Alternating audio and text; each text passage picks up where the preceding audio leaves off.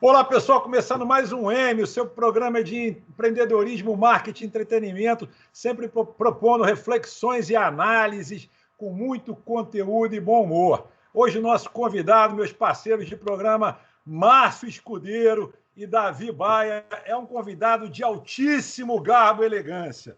Um convidado assim que agora o sarrafo foi para estratosfera.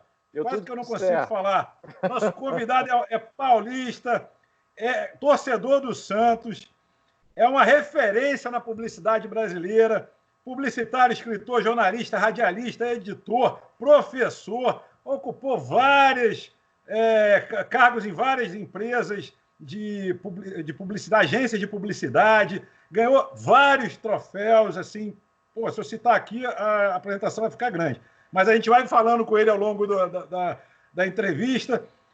Atualmente tem um programa, participa do Marqueteria na Rádio Sul América Paradiso e na Rádio Tupi também. Tem debates na Rádio Tupi. Enfim, já participou de Festival de Cannes, Festival de Nova York, Festival do Canadá, Prêmio Colunistas, Festival de Gramado, enfim. Lula Vieira, seja muito bem-vindo. Obrigado. Estamos aí. Vamos falar. Vamos falar. Nosso assunto hoje é marketing de quarentena, mas antes de começarmos o debate, esse papo sobre como está o nosso atual mercado, né? O que sobrou dele, o que está sobrando dele, vamos com o nosso correspondente internacional, Davi Baia, diretamente de Portugal, para aquele nosso manual do YouTube. Meu caro âncora, estou feliz. Hoje eu posso falar que estou feliz porque a gente está atendendo ao não pedido, mas uma exigência dos nossos inscritos, as pessoas que ativaram o sininho aqui de notificações para saber sempre quando a gente tem um convidado de garbo e elegância, e hoje a gente fez bonito. Pelo seguinte, a gente aqui nesse programa, a gente propõe reflexões para que você possa vencer esse período de pandemia, para que você possa sair mais forte com a tua empresa quando essa maluquice toda acabar. A gente já trouxe médicos, cientistas políticos, economistas, empreendedores, mas a verdade é uma só. Você só vai conseguir sair vivo dessa com a tua empresa se você vender. Vender é a palavra de ordem, aquele barulhinho lá que sai da máquina registradora, imprimindo a nota fiscal, um poema para os nossos ouvidos. É isso que a gente precisa de vendas. E hoje temos aqui no programa um convidado que ele sabe entrar na mente das pessoas e converter em vendas. Márcio, meu amigo Márcio, é uma ilusão de ótica minha ou temos Lula Vieira aqui num desses quadradinhos do M? Diz para mim.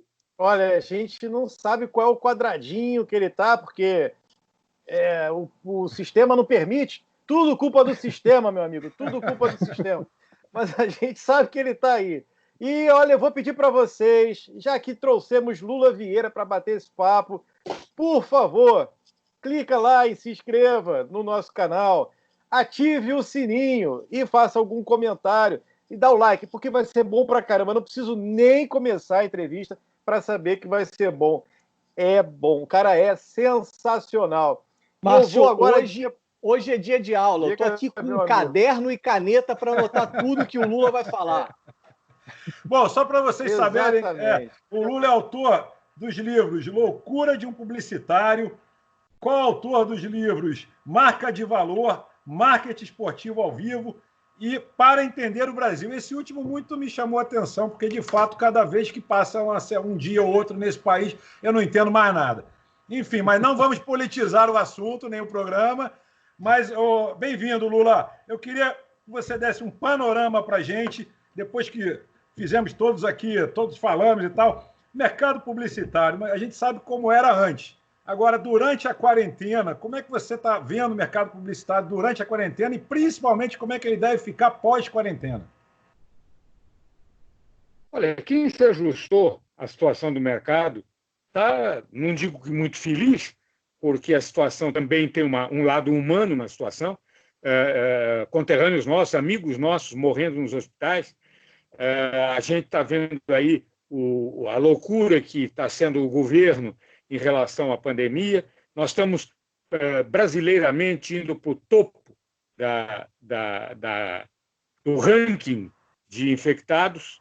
Tem gente até comemorando, dizendo que os Estados Unidos estão roubando, que nós temos mais mortos dos Estados Unidos, e a nossa mania de querer ser primeiro lugar. Mas o que está acontecendo agora, além dessa tristeza, é que a gente observa que é verdade o que a gente vivia falando, que o mundo, aqui no mundo precisamos nos adaptar. Eu tenho um exemplo pequeno, mas ele pode ser ampliado para onde a gente quiser. O motorista de táxi que mora aqui, eu moro atrás da casa Roberto Marinho, aqui no Cosme Velho, no Rio de Janeiro. Tem um motorista que é da comunidade, de certa forma, ele passeia por aí, era motorista de táxi. Eu tenho visto muitos motoristas reclamando da vida, ele está satisfeitíssimo. Ele virou a compradora, aí, aspas, o feminino, de compra de supermercado de quase o bairro. Ele desenvolveu uma ficha para você anotar o que você está precisando e vai ele, pessoalmente, até os supermercados, faz a compra no período que a pessoa quiser, cobra a corrida e mais um dinheirinho qualquer. Geralmente as pessoas dão o dobro, arredondam o preço, e ele está absolutamente feliz, porque ele está fazendo 3, 4 compras por dia e está ganhando muito mais como só motorista. E muito satisfeito. Inclusive, ele se preocupa em higienizar a porta da pessoa, os pacotes que ele traz, quer dizer, passa o álcool gel e etc, etc. Então, ele é um exemplo de quem aprendeu a viver nessa situação. E muita gente está fazendo isso. Eu, por exemplo, descobri o home office. Eu achava que eu não ia conseguir nunca. Eu achava que o ambiente da minha casa é muito grande, aqui no Cosme Velho, e eu achava que esse ambiente seria contra a produtividade, porque tem muitos apelos, muita gente trabalhando, muita coisa acontecendo com cachorro, galinha, gato. Mas não, eu consegui o sótão da casa, que é onde eu estou, e instalei tudo por aqui, fecho a porta. E minha mulher também, que é escritora, que é professora, tem uma série de atividades, fica no escritório dela, dentro da casa também, e a gente se apronta para almoçar, se apronta para jantar, depois vamos ver televisão juntos como um casal de namorados.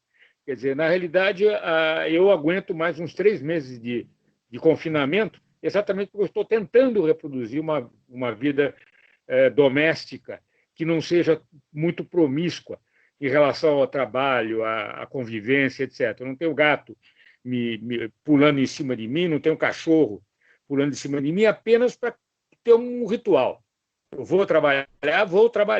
A diferença é que antes eu pegava o carro, levava meia hora, agora eu tenho um lance de escada para subir só. Mas estou procurando fazer isso. Estou me dando bem. Para minha novidade, para minha alegria, essa novidade deu certo. Eu estou trabalhando em casa, né? E entrando em contato com meus clientes por Skype, por imagem no computador. Esse é mais difícil. Apresentar campanha é quase como fazer sexo. Quer dizer, o computador não ajuda em nada. Mas eu, felizmente, estou conseguindo explicar para os clientes e tentar, mesmo por computador, ter uma relação interpessoal com o cliente. Isso tem funcionado. O meu psicanalista, o Pi, famoso psicanalista, ele conseguiu colocar a maioria dos clientes dele também por Skype. A primeira consulta, primeira sessão, como os psicanalistas chamam, é um pouco estranha, até porque aqueles silêncios, cúmplices silêncios que você tem ao vivo, você acha que quebrou o computador ou a ligação errou.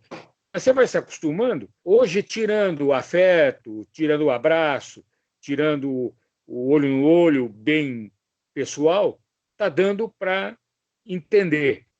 E também, né, do lado publicitário, a gente tem que compreender que nós estamos num mundo novo, completamente novo. Os apelos para ação são diferentes, o tipo de a maneira de receber as informações são diferentes. A única coisa que eu acho que o computador e também essa chamada nova comunicação, nova propaganda, não vai substituir, são os velhos sentimentos naturais do ser humano. O amor, o ódio, a simpatia, tudo isso continua existindo exatamente igual. O homem não mudou só porque nós não podemos sair de casa agora. Ele continua com os mesmos problemas herdados de gerações de humanos. Mas, no dia a dia, eu acho que a gente tem que aprender a se adaptar. Ou aprende ou morre. Lula, você falou de uma situação que eu acho que hoje ela é tão grave ou tão grande quanto a pandemia, que é justamente o sentimento das pessoas com relação à comunicação, à mensagem, né? Existem hoje duas formas de você receber a mensagem, pelo menos a gente sabe que não existem só duas formas, mas que são as mais aparentes. Uma, você reage com total desprezo e ódio e raiva daquela mensagem, e outra como se fosse uma adoração a alguma entidade maior. A gente vê isso, marcas passando por esses problemas e porta-vozes também, né? A gente vê agora, nesse momento de confinamento, muitos influencers que vão passando por problemas, que botam ali a sua cara, e eles são representantes de marcas, né? Quer dizer, emprestam a sua identidade ali para aquele produto, e qualquer deslize gera uma situação de revolta, uma situação Eu acho que o Márcio está querendo polemizar. Fale nomes, nomes. Sem nomes, sem nomes. E eu queria entender se isso vai ser, assim, se essa é uma mudança de postura das pessoas por conta de uma polarização, de sistemas antagônicos que nos cercam. E polarizaram até a publicidade, Márcio. Exatamente. Se a gente tem hoje uma polarização na comunicação, e o que isso pode gerar de problema futuro para quem trabalha no ramo? Eu acho que você tem que ter um novo olhar em relação ao teu consumidor. Realmente, é engraçado porque as grandes marcas de antigamente, aquelas que tinham uma posição meio de Deus, né? Elas têm que se virar, têm que provar essa posição que elas tomaram ao longo de sua história. Ela tem que provar que só essa dá seu carro ao máximo, ela tem que provar que o fogão presta entrega no nível do valor que entrega. Agora, as sociedades, o mundo também está com demandas um pouco diferentes. E as empresas têm que aprender que elas estão inseridas nesse novo mundo. Quer dizer, as empresas têm que provar que o que elas fazem, elas estão atendendo a um desejo do consumidor. E nem sempre, mas esse desejo pode se calcar numa imagem já construída da marca. Essa imagem já construída dá uma confiança, dá uma certeza de que você está encontrando um produto de boa performance. Mas hoje as pessoas estão mais antenadas na ideia de como é que é aquele produto, quer dizer, eles estão mais próximos do produto. Quando se ouve uma propaganda, já não ouve mais a voz de Deus, se ouve a voz do vendedor, que ele, na realidade, é. E por isso não é Deus. Por isso você julga com um pouco mais de friamente do que ele está falando na comunicação. E exige mais dele também. Eu acho também que a própria sociedade, nessas enormes cidades, que de repente começam a virar aldeias, pequenas aldeias, conglomeradas em algumas circunstâncias, mas cada vez mais você tem o comércio local, eu tenho a impressão também que a visão que você tem fica um pouco mais social, um pouco mais com a cara do teu vizinho. Quer dizer, a voz da multinacional não é mais tão a voz de Deus quanto até um ano atrás eu imaginava. Mas eu acho que essa nova maneira de comportar não muda o ser humano na sua integralidade, nos seus princípios, ou faltas deles, né? Não muda tanto assim. É um passinho pequeno, como sempre é, numa humanidade que já se calcula que tem muitos milhares de anos aprendendo e convivendo com a Terra. Mas alguma coisa mudou.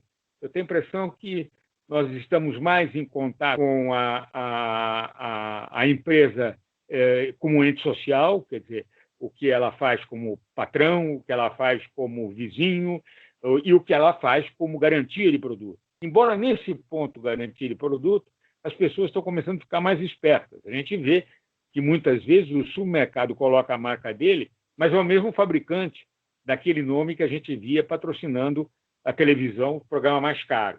Quer dizer, você compra o sucedâneo, você compra o sem marca, ou a marca genérica, e é a mesma coisa do que fosse a grande marca internacional. Isto é um problema a ser resolvido.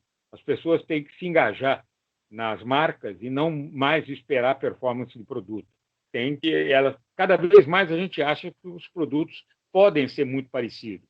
O que você exige, né? O que você exige do fabricante é essa participação social, essa preocupação com o mundo onde ele vive. Quer dizer, algumas mudanças muito grandes estão acontecendo. E não muda a natureza humana. Ela vai muito devagarzinho. Você não passa a ter a real compressão da sua vida na Terra apenas por uma pandemia, apenas por um problema de saúde, apenas por você ter que ficar em casa 2, 3 meses. Mas, de qualquer forma, um passinho você está dando. Na comunicação, muito grande. Na comunicação, realmente muito grande. As mídias mudaram, a internet tem um papel muito maior do que se podia sonhar, porque a pandemia veio obrigar as pessoas a ficarem em casa e se comunicarem através da internet, através do ciberespaço. Significa que muda a linguagem da propaganda, muda a maneira de se comunicar. O computador, o consumidor, se sente mais poderoso em relação à marca. Isso mudou bastante. Isso vai obrigar todo mundo, tá? A prazo bastante curto.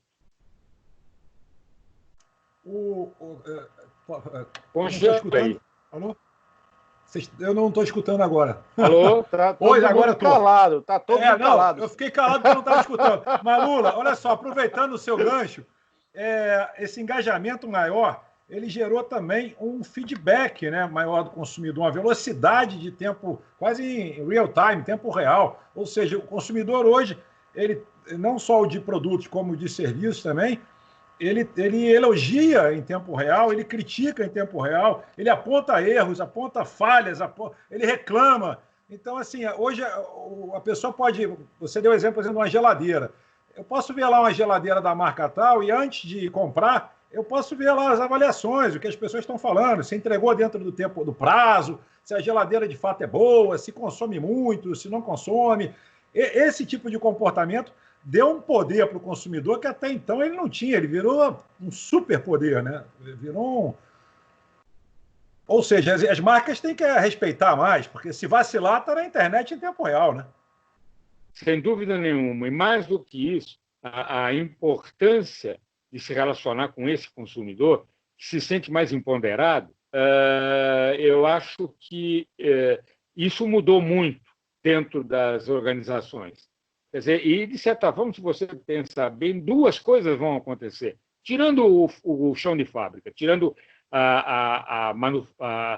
manufaturar o produto, mas o comprador está mais próximo de quem produz, está exigindo mais respostas de quem ele compra, está mais exigente em relação à performance do produto e está utilizando as ferramentas que ele dispõe. Antigamente, o cara ia reclamar para uma grande empresa, ele podia ficar reclamando meses, que ninguém sabia que ele estava reclamando, não era uma coisa... Agora não, agora ele bota lá para milhões de pessoas ou milhares de pessoas lerem. Então você vê que, de repente, a empresa tem que, ao mesmo tempo, se preocupar com a qualidade do seu produto, se preocupar com a comunicação e permitir a eles realmente reclamarem e as suas reclamações atendidas. Quer dizer, nós vamos ter um novo e mais consciente consumidor, sem dúvida nenhuma. Isso é muito bom. Davi, nosso correspondente internacional diretamente de Portugal. É isso. Você aí que está muito calado, por favor, Davi, pergunta para o nosso convidado, fica à vontade. Eu estou anotando aqui a aula do Lula, mas, o Lula, pelo que você está falando, assim que eu estou entendendo, a gente está observando hoje que o manual de comunicação e publicidade ele precisa ser reinventado, ele está passando por uma reinvenção. E aí você tem slogans que viraram hashtags, você tem artistas que viraram digital influencers, você tem vídeos nababescos que se transformaram em unboxes dentro do stories do Instagram. A gente está passando por uma reinvenção porque as pessoas elas não querem somente comprar, elas querem se relacionar também com a marca. E dentro disso, para o profissional, para o estudante de publicidade, o que você tem para dizer para ele? A vida desse cara está mais fácil hoje porque ele tem mais ferramentas ou simplesmente a gente está dificultando coisas que deveriam ser simples? Afinal de contas, a geladeira continua sendo uma geladeira e um carro continua sendo um carro. Qual a situação que estamos hoje, Lula Vieira? Eu acho que as pessoas estão mais conscientes na capacidade de uniformizar a performance do produto. Quer dizer, você tem 20 marcas do shampoo que, de certa forma, se equivalem. Se uma desaparecer, ninguém vai morrer por causa disso. A geladeira, você sabe que tem uma grande fábrica que faz geladeira para todo mundo. Então, há uma série de serviços agregados ao produto e há uma série de posições sociais que a empresa tem que tomar que vai permitir que o produto seja a soma da performance daquilo que você espera, da garantia, da imagem da cidadã da empresa fabricante. Quer dizer, você hoje, quando compra uma roupa, antigamente era 0, agora já está lá por 11%, 12%, 13%, 15% das pessoas preocupadas com a imagem do fornecedor do tecido, com se o fabricante ou o manufatureiro ele tem uma relação com as suas costureiras, seus costureiros, numa forma não escravocrata. Quer dizer, aos poucos, mas agora com a pandemia, pressou o processo, você está exigindo um produto todo. Você não diz, eu vou comprar essa geladeira porque eu quero tomar Coca-Cola gelada. Você sabe que a outra marca tem a mesma performance, até porque muitas vezes o gabinete foi feito no mesmo lugar de todas as marcas de geladeira. O que você exige é a garantia da assistência técnica, o que você gostaria é de dar apoio a uma empresa cidadã, uma empresa boa empresária, que tem uma boa performance. Então, você está exigindo uma série de posturas empresariais, né, da performance do produto. Estamos falando da geladeira, que vão além da capacidade. O que a gente vê muito aí é exatamente os resquícios do tempo que você vendia o Volkswagen, e se ele desse defeito, você podia ter certeza que você ia ter uma briga que levava meses, porque o concessionário te tratava a pontapé. Eu me lembro que uma vez eu entrei em São Paulo, a primeira vez que eu resolvi comprar um carro, na hora do almoço, que era o tempo que eu tinha. Era um revendedor Volkswagen. E tinha um cara escrito vendas, lendo o jornal. Eu cheguei e perguntei, eu queria ver um Volkswagen. Ele apontou onde tinha uns 3 ou 4 estacionados. E a hora que eu fui balbuciar a pergunta do preço, ele apontou um painel onde tinham aquelas letrinhas que você fazia menu nos botiquins, o carro e os valores. Ele não estava a fim de ser interrompido. Hoje, se você quiser comprar um carro, você liga para a fábrica, se você quiser, e diz, eu quero um carro. O presidente vem, fica em casa, eu vou aí levar, e se você perguntar o preço, eu digo que você puder pagar. As pessoas sabem que hoje estão dominando o mercado. Não dá mais para ter atitude olímpica que você antigamente tinha alguns fornecedores que faziam, alguns fabricantes que faziam, né? Então, hoje, não. E tem mais. Se você for à internet, você vê logo abaixo do site do cliente, falando maravilhas a respeito do seu produto, você vê logo depois uma pessoa dizendo não é nada disso, eles não entregam coisa nenhuma, eu tentei falar com eles, eles são os enrolões, e etc. Quer dizer, hoje, já tanto quanto a fazer um bom produto, você tem que ter também uma boa comunicação. Até porque hoje você é muito mais influenciado, né, pelos meios de comunicação, onde eu incluo aí o Facebook, a internet, evidentemente. Sim. Ô, Lula, para entender o Brasil, é um dos títulos de um livro seu, me veio agora aqui a cabeça o seguinte, a gente tem problemas também lá na agência com os clientes, porque toda hora o governo, os governos estaduais, né, já que o federal saiu diz que quem manda são os governadores, sem querer politizar, já politizando um pouco, eles colocam prazos diferentes para amenizar, ou então para ir saindo, né, voltar à vida normal, para que a economia comece a girar. O grande problema é que a gente já está indo para o terceiro mês e esses prazos, eles sempre são de 15 em 15 dias e vão se renovando, e a gente sabe que tem estudos da Universidade de Singapura, da Harvard, e vários estudos que apontam que de agosto, setembro, outubro, quiçá a gente não vai chegar no final do ano ainda nesse esquema de quarentena, principalmente aqui no Brasil, onde se politizou muito a quarentena, né? A quarentena virou mais um show de política, aí eu não quero falar se é de horrores, porque eu não sei também a posição política do convidado, mas virou um show não muito interessante, digamos assim, que todo dia a gente vê. Hoje o hype na internet é a demissão do ministro da Saúde. Ou seja, segundo ministro que cai, o hype vai continuar bastante alto falando sobre isso, é o terceiro ministro, nem pandemia, que cai, o segundo da Saúde. Então, assim, é uma situação que para o empreendedor e para quem é de fora, parou de investir no Brasil, isso é fato. Mas para quem é local, é difícil, porque a pessoa já está passando por uma situação muito complicada, que vê o seu faturamento despencar, vê essa confusão toda na política e ainda vê quem deveria acalmar, toda hora eles dão prazos e que a gente sabe que é mentira. Entendeu? Os prazos são mentirosos. Então, assim, é complicado. Como é que você fala para o seu cliente, por exemplo, não, no mês que vem, calma aí, a gente dá para segurar mais um mês, dá para segurar. A gente não tem essa previsão, a gente não sabe quanto tempo vai durar. É difícil, né, falar com o cliente para manter a calma nessas horas. É difícil, é muito difícil. Mas tem um lado, ele está compreensível, ele aceita a sua posição de dizer, olha, cara, eu vou fazer o que eu posso, mas você sabe que eu estou de fábrica fechada, né? Eu estou cada um trabalhando em casa, se fosse um prestador de serviço. Aliás, aí está uma das mudanças mais impressionantes que nós vamos viver.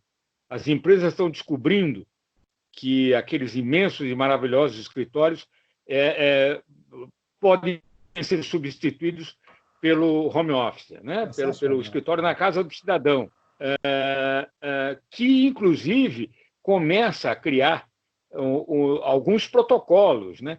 O cara fechar o computador às 6 horas da tarde, 7 horas da tarde, para não ficar 24 horas por dia como escravo da empresa.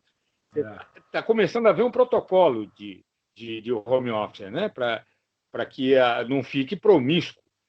Mas esses novos tempos, essas novas posturas, elas estão exigindo exatamente que haja uma adaptação das empresas para a comunicação com o consumidor.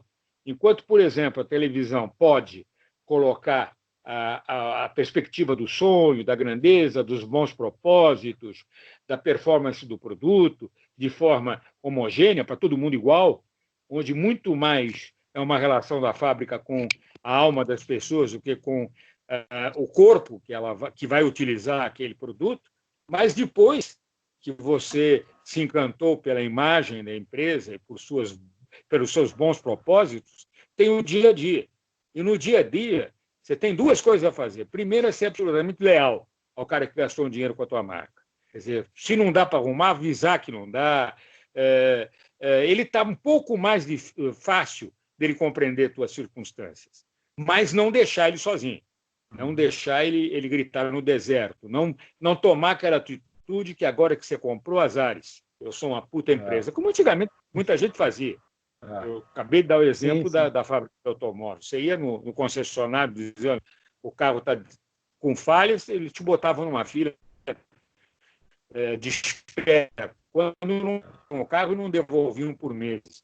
Pois, se você fizer isso, você tem condições de botar a boca no trombone, tem condições, inclusive, de você criar uma barreira contra aquele fabricante, porque você, hoje, tem condições de atingir a muitos consumidores.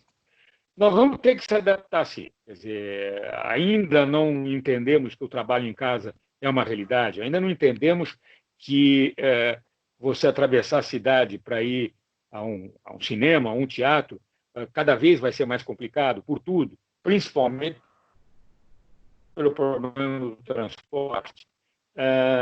Você vai criar níveis diferentes com o seu mundinho pequeno, o seu bairro, a sua comunidade onde você reside. Então, nós estamos aí diante de novos desafios. O único erro que eu acredito que a gente tenha cometido foi que no começo da Revolução a gente achou, ou muita gente achou, muito anunciante, muito fabricante, muito fornecedor achou que era tudo bem, bota um estagiário, bota a prima que fez universidade, bota a sobrinha, a filha, para ficar falando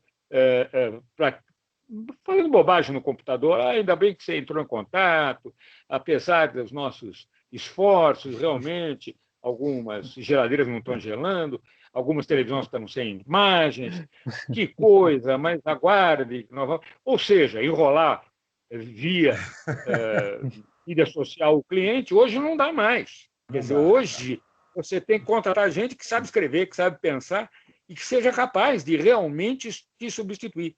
Aquelas respostas padrão que quem fazia era uma pessoa ganhando pouco mais que o salário mínimo, tanto no call center como no atendimento por computador, por internet. Hoje não. Hoje você tem que ter uma qualidade de realmente demonstrar na prática que o consumidor é teu rei, porque ele tem poder. Ele pode ficar todo dia lá botando, não tem nada para fazer, né? Ele pode ficar botando o seu produto em dúvida. Né? Então, agora, a relação com o consumidor é performance do produto, teu atendimento, tua posição como empresa ligada aos interesses da comunidade. Quer dizer, hoje você tem um amplo leque de exigências a cumprir. Imagine você, eu não vou entrar em detalhes, mas uma vez a gente precisava de um grande local para guardar os nossos... Aqui é nos detalhes. Quando eu dirigia... Preços... Quando eu era diretor da Meio de Ouro, que é um conglomerado de editoras, né? Nova Fronteira, de Ouro, Thomas Nelson, nós precisávamos de mais um local para guardar os nossos livros. A gente tinha 30, 40 lançamentos por mês de novos títulos. E, evidentemente, os que iam para o que saíam da fábrica e o da gráfica, numa editora a gente chama de fábrica, né? Eles, de alguma forma, a gente precisa estocar. E nós fomos e alugamos, e mais tarde compramos, uma enorme instalação no interior, aí, numa dessas centros fabris, criados pelas prefeituras, de uma confecção. Era enorme, tanto que o caminhão entrava dentro do depósito. Eu fui conhecer o depósito. Era depósito. Volto a dizer, para botar livro, nós não conseguimos ficar lá dentro. E é lá que as pessoas, as costureiras, trabalhavam. Quer dizer, daí nós saímos e fomos tomar uma água e já imaginando fazer enormes ventiladores para os livros, coisa que o antigo proprietário jamais tinha pensado em fazer para a gente, para pessoas, quando fomos aonde ele servia, onde a fábrica servia as refeições. E ele nos disse uma vez, uma reunião, por nenhum objetivo, que nós estávamos pegando o imóvel dele, que eles serviam o café da manhã. Daí tinha uma enorme placa que dizia o seguinte: atenção, um pãozinho por pessoa. O pessoal ia arrancar, eu disse: não arranca não. Vamos mandar emoldurar para a gente ter eu quero ter na minha sala. Eu quero não me esquecer que existe no mundo gente que bota uma placa, atenção, um pãozinho por pessoa. Eu imagino o patrão dizendo: essas costureiras são todas umas espertas, não tomam café em casa e vêm encher a barriga aqui. Agora, você regular pãozinho é de uma mesquinhez. E daí botamos enormes ventiladores, toda a parte de cima onde ficava a burocracia, botamos o ar-condicionado, e a gente, mesmo com os ventiladores de teto, mesmo sugando através de uma parafernália enorme, a gente não conseguia ficar muito tempo na área que guardavam livros. E era a área onde irmãs nossas, pessoas como nós, passavam o dia costurando. Quer dizer, é sinal que a gente, de toda forma, evoluiu, né, Lula? Pois é. Aos pouquinhos, com dificuldade, mas a gente vem evoluindo.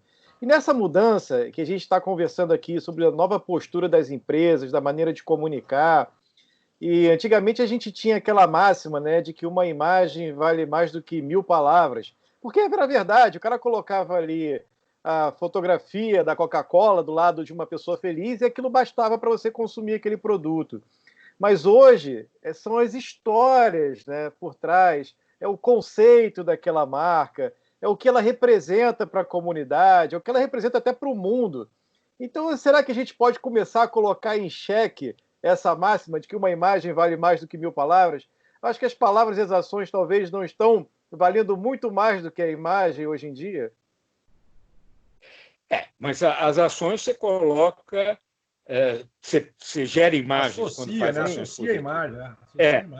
E a gente brincava muito quando se falava isso, quando na Thomson, na VS, a gente brincava muito. A gente dizia: tá, uma imagem vale mais do que 1000 palavras. Agora, explica isso só por imagem. Quer dizer, muito bom. Alguns conceitos têm que ser falados, têm que ser discursados, né? Para que exista uma verdade. Mas essa revolução o mundo vai ter. Você vê que já passa dos 10% aquelas pessoas que escolhem ou param de consumir. Estou falando no caso da moda, quem não tem uma imagem relacionada a um bom atendimento. Quer dizer, aqueles escravos paraguaios que as pessoas tinham nas garagens das suas confecções, hoje as grandes marcas já não aceitam mais. Quer dizer, as grandes marcas não querem que um escândalo de você encontrar trabalho escravo confeccionando a roupa que você faz, a sua camisa, a sua calça, o seu paletó, elas não querem que isso seja confundidos com o trabalho escravo. É claro que ainda é 10, 15. Exato. Eu tenho uma percepção que esse negócio dessa brincadeira da imagem, das palavras, é que hoje você leva aí, sei lá, 5 anos construindo uma imagem. E basta uma palavra mal colocada hoje em dia para essa imagem ir para casa do cacete. Acabou. A gente tem exemplos aí de blogueiras falando bobagem e perdendo milhões de dinheiros para a palavra ruim que ela soltou ali em algum momento, ou para a ação que ela, infelizmente, acabou promovendo. Então, é um distúrbio aí de situações que a gente vive hoje. Eu não sei qual é a solução para a comunicação das empresas, porque eu imagino, Lula, que isso também tem que necessite de investimento, não só na comunicação, mas investimento também em todas as áreas de relacionamento com o público, né? Por exemplo, ponto de venda da empresa precisa ter um atendimento mais humano, que é aquilo que você falou muito bem. Não dá para deixar o cara mais de lado, falando sozinho, e você comendo seu biscoito. Na hora que você vai entregar alguma coisa na casa da pessoa, não dá mais para você jogar o pacote na porta do cara, largado ali, chutar para dentro da sala e ir embora. O cara quer a caixa dele direitinha, até porque tem muita gente hoje que adora fazer programa abrindo caixa, isso virou uma moda. Então, mudou muito. E se o cara não tiver esse entendimento em todo o processo da empresa, tratar bem os funcionários, dar mais de um pãozinho, porra, qual é a dificuldade nisso?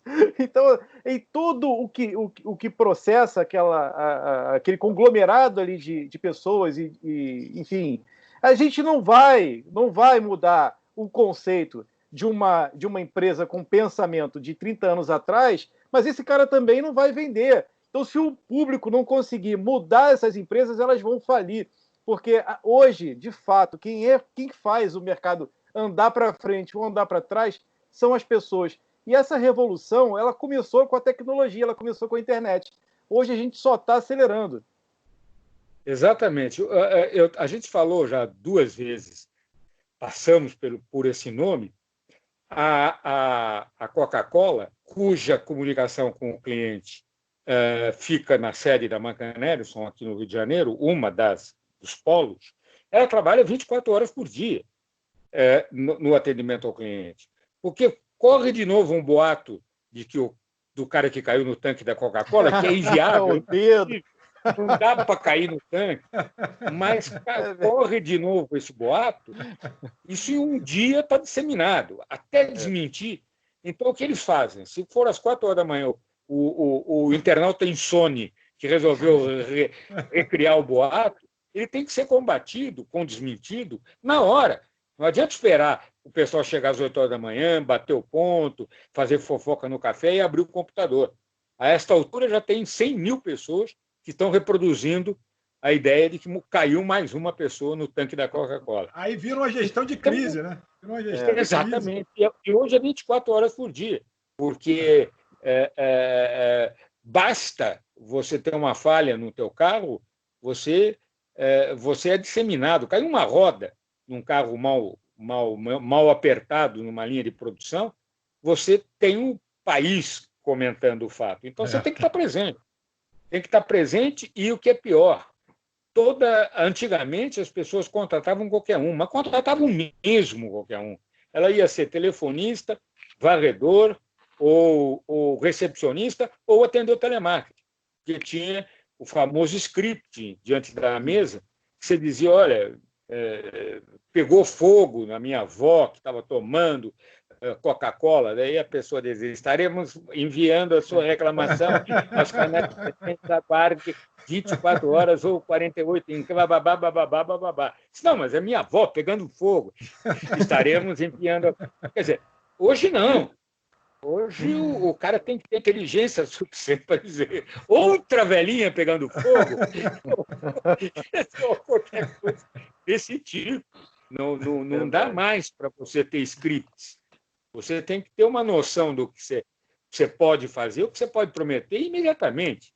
Até porque, como a gente já falou aqui, o cara tem o poder na mão. Ele tem o teclado dele, que se ele souber disseminar, ele vai causar um problema muito maior do que a pessoa resolver trocando lá a televisão que não funciona ou mandando um técnico na casa da pessoa para instalar melhor, ou sei lá o que deu defeito, né? Não dá mais para ter aquelas atitudes olímpicas que as grandes organizações faziam, né? Davi, como você vê aí, como os nossos irmãos lusitanos estão lidando com marketing de quarentena? Você quer polêmica aqui com Portugal, cara.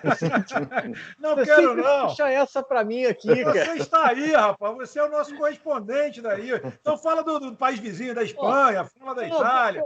Eu vou falar o seguinte, eu vou mudar aqui o dedo da nossa prosa aqui. A gente já tem aqui com... Ô Lula, deixa eu te falar o seguinte, depois dos nossos 40 minutos, mais ou menos, de papo, acontece uma coisa, que é o seguinte, quem não se inscreve no canal já foi embora. E aí é legal agora, depois de 40 minutos, que só fica aqui o clubinho, Só ficam os íntimos, os inscritos no canal, o pessoal que comenta, o pessoal que dá like. Então vamos mudar aqui um dedo aqui da nossa prosa aqui. A gente está falando muito de produtos da Coca-Cola, da Volkswagen, da geladeira, mas acontece que às vezes produtos são pessoas. Você trabalha com marketing político. E o político, diferente da geladeira, o político fala. E aí isso pode ser um grande problema na hora de você vender esse cara.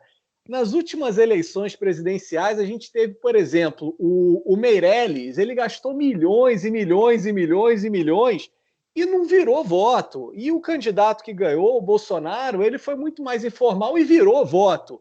Nos tempos de hoje, como é que faz? Como é que é o marketing político? Dá para você precisa tratar o cara meio que babá, pegar o cara pelo braço, ensinar, treinar. Você tem que correr atrás do cara para corrigir o que ele falou. Qual é o papel hoje do marqueteiro político?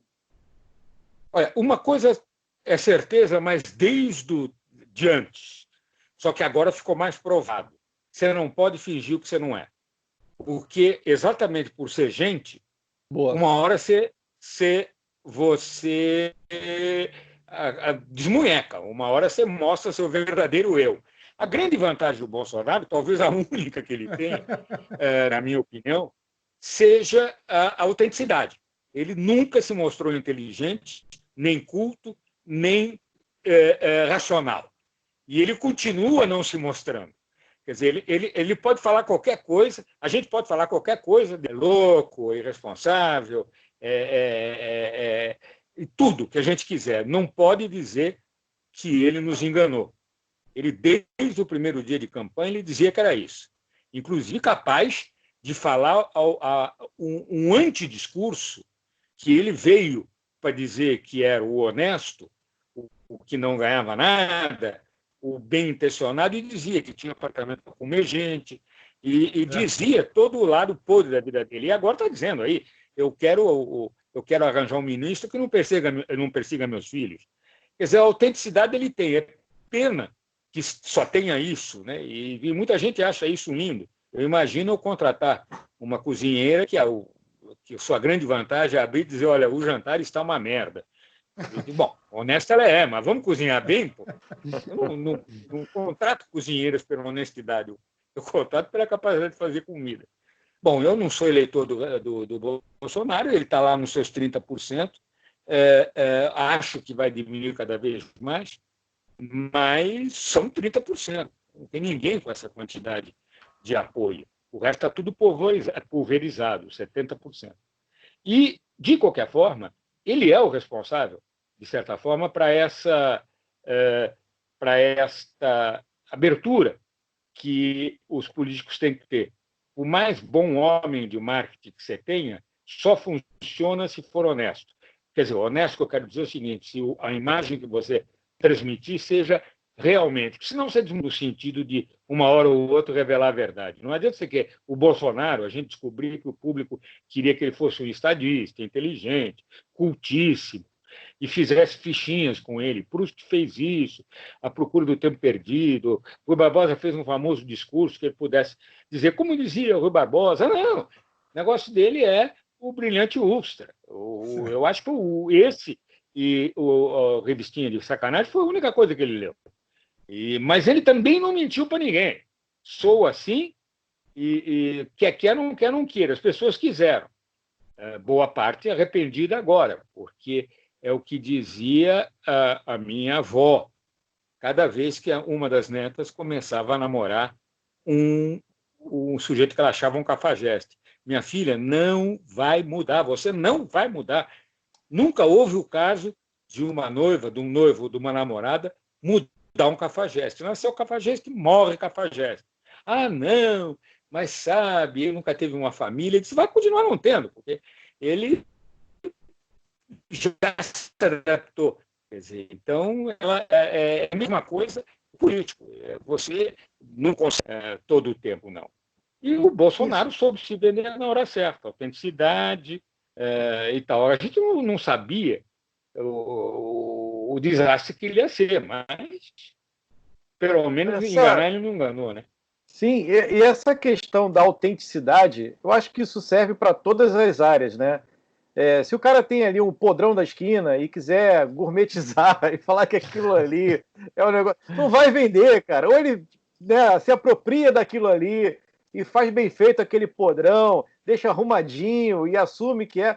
Porra, aí ele consegue ganhar público, porque tem público tem gente para consumir qualquer coisa. E é aquilo, as pessoas hoje elas se identificam, né, com discursos, com o que você está vestindo, com o que você está comendo, com o que você está falando.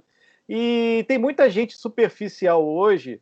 E aí uma coisa que eu acho até que é legal da gente botar aqui para jogo também, bater esse papo, é com relação a esse mundo de influencers, né? Que aí já é o oposto da autenticidade. É gente que vive uma vida perfeita, é gente que vive uma vida onde não há problema algum, se divertem todos os dias, pegam aviões e lanchas, vão para tudo que é lado, festas incríveis, se vestem com as melhores roupas. E, cara, não tem absolutamente errado na vida dessas pessoas. E a galera em casa olha para aquilo ali e começa a tentar também ser igual, a querer aquilo ali. Só que acaba que isso é impossível. Imagina se todo mundo vai ter esse estilo de vida. Isso também nos gera uma frustração. A gente não está vivendo um mundo muito louco, onde a autenticidade é importante, mas ao mesmo tempo a gente meio que idolatra essas pessoas que em nada têm de autênticas. Mas não dura muito, não. Algumas vão caminhando. Os grandes influencers hoje estão reproduzindo um pouco das suas próprias vidas. Quer dizer, um pouco do seu deslumbramento, e alguns, inclusive, para mim, surpreendentes na qualidade do seu pensamento. Outros ficam com o seu mundinho, não passam dele, porque o mundinho todo é de bater palma para a falsidade, ou para os personagens e não para as pessoas reais. Mas os influencers que realmente arrastam milhões de pessoas têm tido uma posição crítica, têm tido uma posição autêntica e têm vivido essas posições. Eu acho que esse tipo de idolatria que existe desde que o mundo é mundo, e que no tempo do rádio e televisão, no tempo do rádio, inclusive, era Aurinha Garcia, era Marlene, era Emilinha Borba, pessoas que não existiam, na verdade. Quer dizer, elas existiam através da sua persona. Mas você também não tinha intimidade. Ela saía arrumada de casa, ia para o auditório da rádio, ia para a televisão, voltava para casa. E em casa ela botava o penhoar, brigava com o marido, fazia, era ela. Hoje não dá mais, quer dizer, com a internet, a não ser quem decida ser ele mesmo. Ou seja, ser mentiroso ou mentirosa, ser uma vitrine e não um ser humano. Mas eu acho que esse caminho não é perpétuo. O que é a pessoa mostrar o seu verdadeiro perfil. E nós temos todos os exemplos. Nós temos brilhantes influências no mundo inteiro, quer dizer, cada um no seu nicho. Aqui no Brasil, os nossos são muito bons, aqueles que ultrapassam a barreira dos milhões, aqueles que falam o que sentem, que são autênticos em relação à sua imagem. Alguns, tem algum exemplo que vem na sua cabeça que você pode dar? Esse agora está dando branco. Eu falei com ele procurando o ficheiro onde ele estava. Faz o comercial, o meu cabelo, essa mexidinha no cabelo. Esse cara é genial. Eu acho que tem.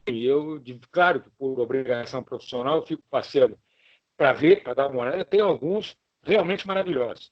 Agora, você também tem os falsos, né? Esses tendem a desaparecer ou montar uma comunidade unicamente de vitrine, né? As pessoas entram para fingir o que não são, ele finge o que não é, e ficam todos inventando coisa, como uma festa de sociedade antigamente. Eu perguntei, Lula, porque as marcas me parecem hoje cada vez mais dependentes, ou se mostram, eu acho que não são, essa é uma opinião minha, mas elas se mostram cada vez mais dependentes, ou as agências cada vez se mostram mais dependentes dessas pessoas. Porque o que mudou é que antigamente você tinha a revista como forma de comunicação, os jornais, né, a própria TV, e o que dava ali, a mensagem que você passava dos colunistas, dos jornalistas, era a mensagem que todo mundo comprava, por causa da instituição, né, que estava ali chancelando aquela informação. Hoje não é mais. Hoje, falando da moda, que a gente entrou nesse assunto, a Vogue, ela não dita moda mais do que meia dúzia de influencers. Aquelas meninas que hoje vão determinar, junto com uma série de ações que são feitas pelo mundo, o que você vai vestir no futuro. E a Vogue é mais um elemento que compõe. Mas a Vogue briga com uma influencer de top dessas aí de igual para igual. Então, as marcas acabaram ficando um pouco dependentes disso. E você acha que nesse conjunto aí de mudanças que a gente vive, e com essa dependência de um porta-voz, que não é mais aquela revista, que não é mais aquele programa de TV, que isso de fato está acontecendo, que está havendo um poder muito grande para essas pessoas que podem não ser tão verdadeiras a ponto de colocar aquela marca ali em algum risco. Isso aconteceu há pouco tempo, né? Aconteceu agora com uma influencer e com algumas marcas que patrocinavam ela. Você tem que tomar muito cuidado. Antigamente a gente tomava, eu sou velho, eu sou do tempo que Cigarro fazia propaganda na televisão. E eu atendia o ministro. A gente se preocupava muito, que o Charme, nós atendíamos também, a gente se preocupava muito que o próprio, não era nem influencer, era o próprio modelo da comunicação, ou a modelo, tivesse uma vida que fosse escandalosa, porque seria terrível se a gente tivesse uma modelo envolvida numa situação de escândalo, uma vez que eles serviam de representantes da marca que eles estavam no comercial. Eu acho que existe esse risco, mas para você conhecer direito esse influencer e descobrir o que é de intrínseco, o que é de verdade, o que é dentro da alma dele, introjetado na alma dele, em relação ao papel que ele representa ou o que ele se mostra na televisão. Existe hoje muita gente fingindo ser o que não é, mas isso cabe a você, dono da marca, escolher o risco menor. Quer dizer, você não pode ter o risco do seu nome aliado a uma pessoa que tenha caído junto ao público em desgraça, né? E com escândalo, com problemas de honestidade, de boa imagem mesmo. Agora, os influencers que são grandes dos seus países e internacionais, eles são boas pessoas. Aqui no Brasil não há ninguém desses grandes nomes que você diga, esse um dia cai. Eles são muito leais e é uma forma de garantir a sua sobrevivência, né? Principalmente em relação a algumas coisas que antigamente eram horríveis de serem colocadas a público. Problema de quantos atores de Hollywood que eram machões, que eram o máximo da autoridade, 5 mulheres por noite, e na realidade eram muito bem casadinhos com o seu namorado, porque Hollywood conseguia, quer dizer, naquele tempo se conseguia ter vida particular. Hoje, da forma que está, se você é influencer, seja você verdadeiro. Eu acho que até você ter o que antigamente era muito feio, antigamente não era aceito, hoje é aceito. Hoje as pessoas já não estão com aqueles pudores de antigamente. Dá para você ter uma vida, a mesma vida, com influencer e com o ser humano. Quer dizer, evidentemente, você também não vai fazer o que está aberto, né? A intimidade continua sendo onde você coloca seus podres. Mas desde que seja só fechar a porta do banheiro. Você não tem que casar para isso, você não tem que fingir que não tem preferências políticas, de medo de perder os outros. Você pode se colocar mais honestamente junto ao seu público, que é a melhor forma de você continuar, né? De você ter tempo. É isso. Ô, gente, eu tenho que avisar que o nosso programa está entrando na reta final. O tempo está estourando. Cadê? Isso é muito triste. Oi? Isso é muito triste. Ah, sim. Falhou, agora eu entendi. E eu tenho que atender a nossa audiência. A nossa audiência aqui, o Luiz Andrade mandou um recado aqui para gente, falando que o Covid-19 nasceu na China, cresceu na Itália, fez pós na Espanha, doutorado nos Estados Unidos e virou político no Brasil. O Luiz Cláudio falou que foi para o tribunal, e aí o juiz falou, então o senhor confessa que roubou o banco? E ele respondeu, sim, mas foi o banco que começou. E outro aqui que também achei muito bacana, que ele manda assim, a pergunta não é quem vai me deixar fazer algo, mas quem vai me parar. Isso é bem legal para a gente pensar na quarentena. Isso é bem bacana. Bom, meus colegas, eu vou deixar sempre o nosso convidado por último para encerrar o programa. Vamos começar com o nosso amigo Davi, de Terras Lusitanas, para dar as suas considerações finais e nós partimos aí para a reta final do programa.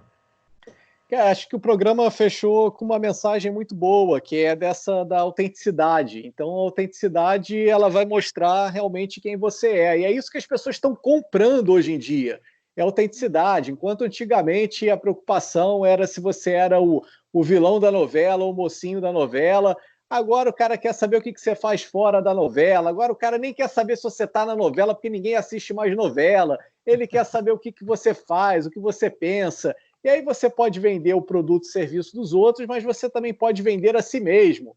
Afinal de contas, nós também somos um produto. Ah, mas eu não sou, eu trabalho no meu cubículo ali na área de contabilidade dentro da minha empresa. É um produto também, porque você vendeu o seu tempo, você vendeu o seu conhecimento para o empregador. E aí o seguinte, vale para uma entrevista de emprego ou vale para você colocar vender o seu serviço mesmo. Seja autêntico, seja você mesmo. Acho que isso é uma coisa que cada vez mais está sendo valorizada e acho muito legal que o Lula Vieira falou aí com tanta propriedade para a gente. Lula, prazerzaço ter você aqui, portas abertas, muito bom mesmo. Márcio, meu amigo.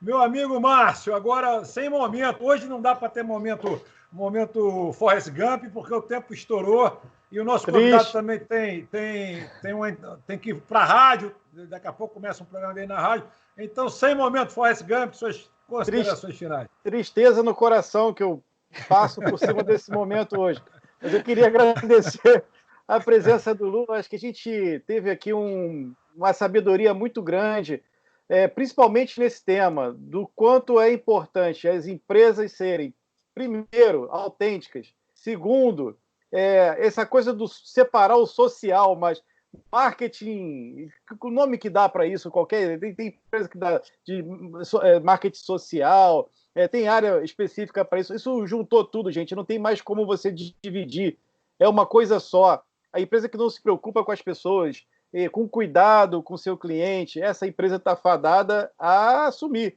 a acabar.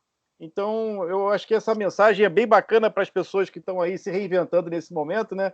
Porque esse mundo que vem vai ser diferente, mas também não vai ser outro mundo, vai ser o mesmo, com algumas mudanças, e eu acho que essa é a principal.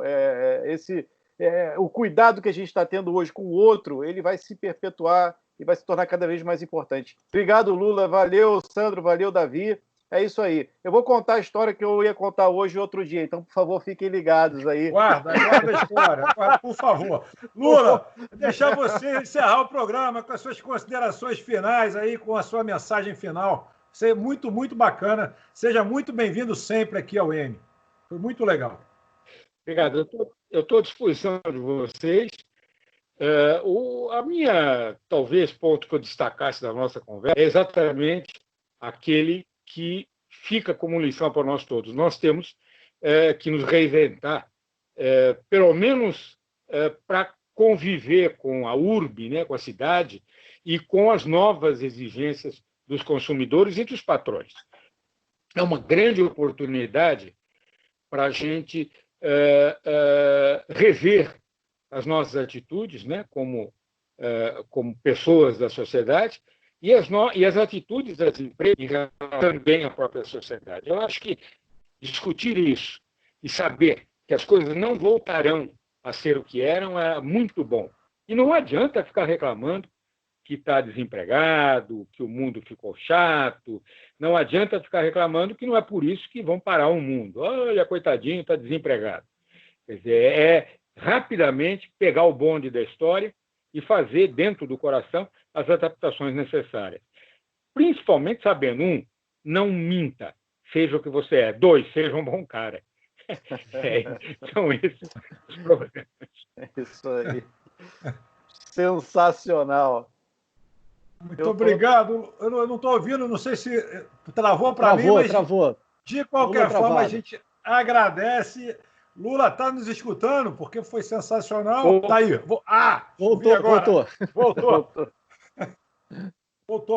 Lula, eu tenho por hábito falar que o melhor conceito que eu acho de sorte, tem vários escritores falam de vários conceitos de sorte. O que eu mais gosto, e falo para os meus alunos, falo na empresa e tal, que a sorte é o encontro da oportunidade com conhecimento.